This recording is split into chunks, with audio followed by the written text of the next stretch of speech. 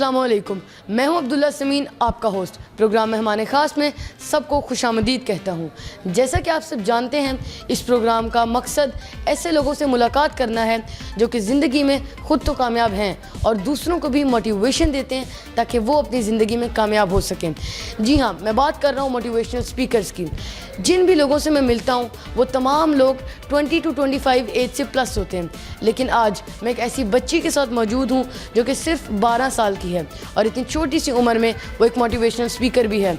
आइए चलते हैं, तकवा अहमद से बात करते हैं और उनकी हालात ज़िंदगी जानते हैं। अस्सलाम वालेकुम। वालेकुम अस्सलाम। कैसे बताएं? अल्हम्दुलिल्लाह। अच्छा तकवा, ये बताएं कि सबसे ज़्यादा आपको कौन सपोर्ट करता है?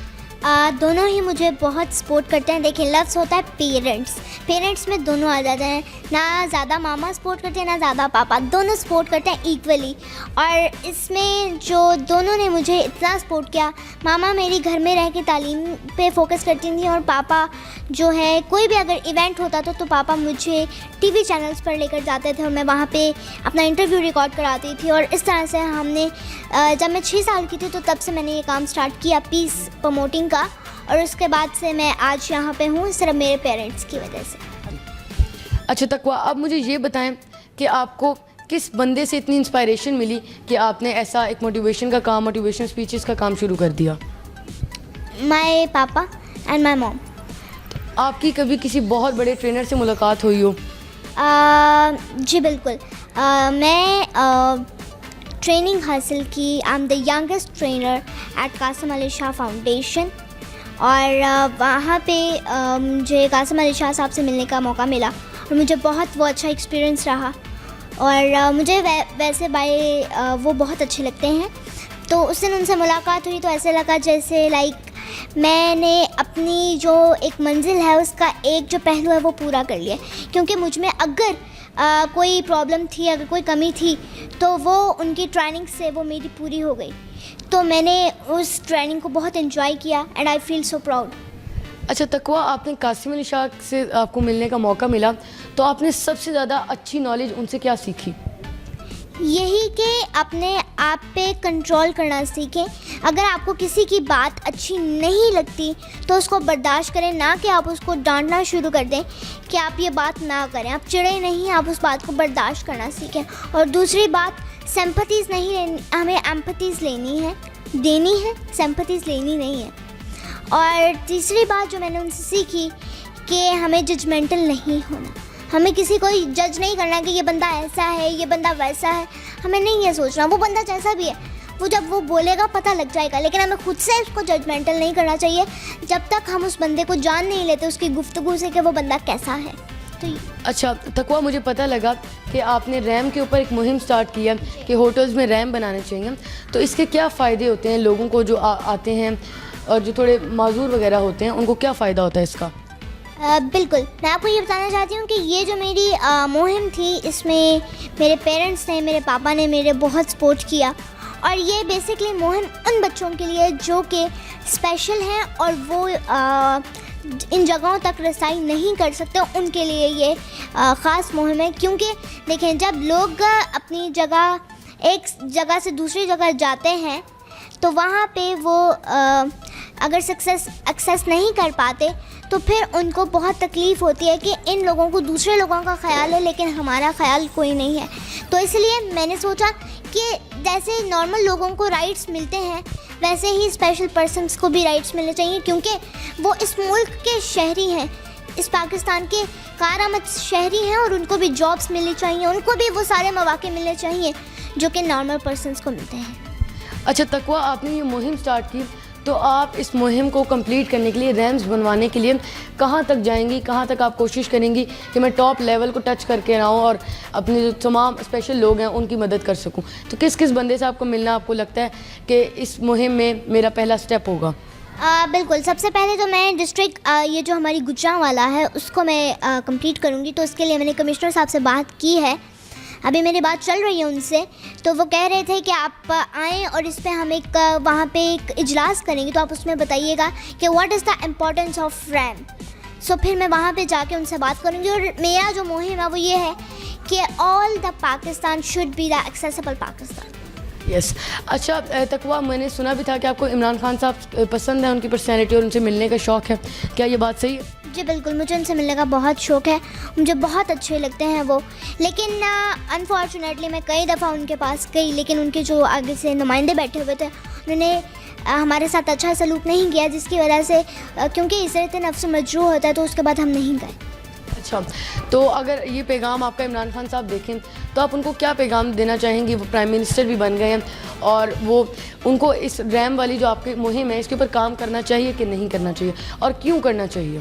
बिल्कुल, मैं उनको ये कहना चाहती हूँ कि रिस्पेक्ट करें और अपने लोगों को भी कहें कि रिस्पेक्ट करें। जो स्पेशल पर्सन आता है वो आपसे कोई चंदा लेने नहीं आता, वो बस आपको ये बताने आता है कि मैंने क्या कामयाबी हासिल की और आप उस कामयाबी को सराहें।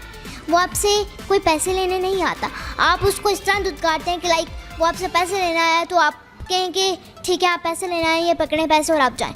ये ऐसा सलूक नहीं होना चाहिए। और ये रैम वाली बात जो आपने कही, ये इस पर उन्हें ज़रूर नोटिस लेना चाहिए, क्योंकि ये एक वेरी इम्पॉर्टेंट जो एक चीज़ है वो हमारे लिए है कि पाकिस्तान में कोई फैसिलिटीज़ नहीं है स्पेशल पर्सन के लिए। किसी भी ट्रेन में या बस में या कहीं पे भी रैम नहीं है। तो मैं चाहती हूँ कि जहाँ पे रैम्स वगैरह हैं, बसेस वगैरह, ट्रेन्स वगैरह में रैम होनी चाहिए, ताकि जो स्पेशल पर्सन ट्रैवल करते हैं तो उनको किसी मुश्किलात का सामना ना करना पड़े। अच्छा, ये आपकी एक जो बात थी वो मुझे बहुत अच्छी लगी, तो मैं आपसे पूछना चाहूँगा कि इमरान खान साहब की जो हुकूमत आई, आपको क्या लगता है आवाम का ये सही फैसला था या गलत? ये बिल्कुल सही फ़ैसला था। और मैं यहाँ पे एक बात करना चाहूँगी कि आई बिलीव दैट मैं ये बिलीव करती हूँ कि जो स्पिरिचुअल आपका जो इनर है वो आपका खुश जब तक नहीं होगा, आप अंदर से बाहर से भी खुश नहीं रह सकते। और मैं ये कहना चाहूँगी कि खुशी सिर्फ ये नहीं कि आपके पास लग्जरियस लाइफ हो, you have car, you have house, you have money, you have all these things that जो दुनियावी अशिया जिनको हम कहते हैं। लेकिन खुशी वो है जो आपको अंदर से आती है। जब तक आपका इनर जो है वो अंदर से खुश नहीं आप हैं, तब तक आप बाहर से भी खुश नहीं हो सकते। और आई बिलीव कि spiritual happiness is more important than material. अच्छा तकवा, मैं भी एक मोटिवेशनल स्पीकर हूँ, तो क्या आप मुझे पहले से जानती हैं या आपने मुझे अब पहचाना है? पहले से मैं जानती थी आपको, क्योंकि अंकल अकबर ने कई दफ़ा आपका जिक्र किया, लेकिन मैंने आपकी वीडियोस थोड़े दिन हुए हैं मैंने सुना शुरू किया, तो आप बहुत अच्छा बोलते हैं, आप बहुत अच्छा मोटिवेशनल स्पीकर हैं। एंड देखें, ये जो लोग हैं, हम मुट्ठी भर लोग हैं, हम इस पूरे पाकिस्तान का मुस्तकबिल है, क्योंकि हम आने वाले पाकिस्तान को, बदलता हुआ पाकिस्तान जो है, हम उसको बचा सकते हैं। और how can we do that?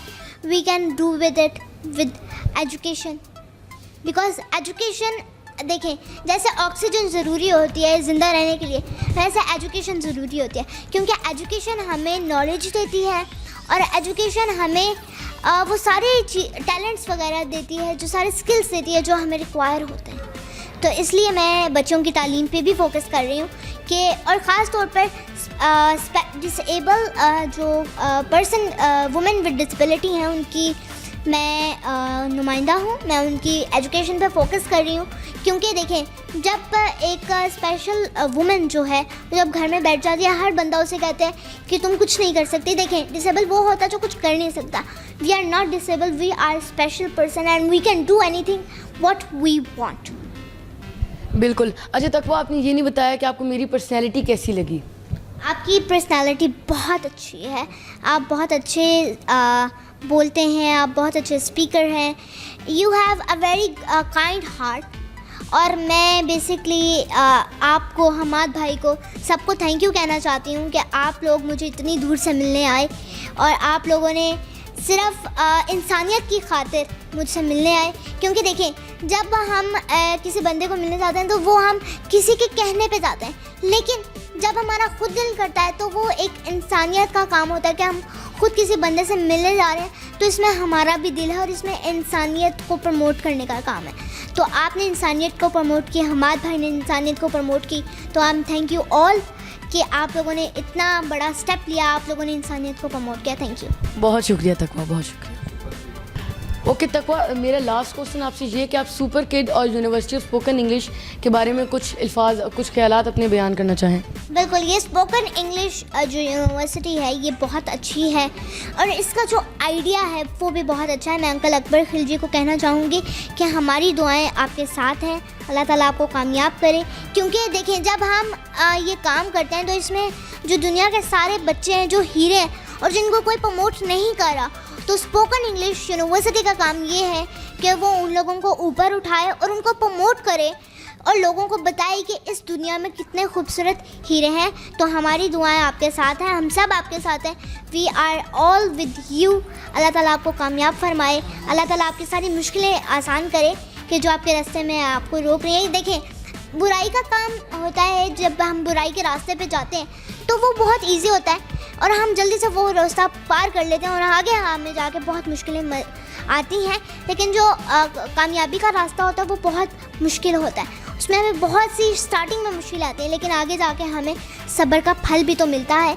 तो इसलिए मैं कहना चाहूँगी कि आपकी ये एफर्ट बहुत अच्छी है, कीप इट अप। अच्छा, तो नाजरीन, ये थी तकवा अहमद और हमने उनके ख्यालात जाने स्पोकन यूनिवर्सिटी से रिलेटेड, सुपर किड से रिलेटेड, और उन्होंने बताया कि उनकी ज़िंदगी का मकसद पॉजिटिविटी को स्प्रेड करना है, पीस को स्प्रेड करना है।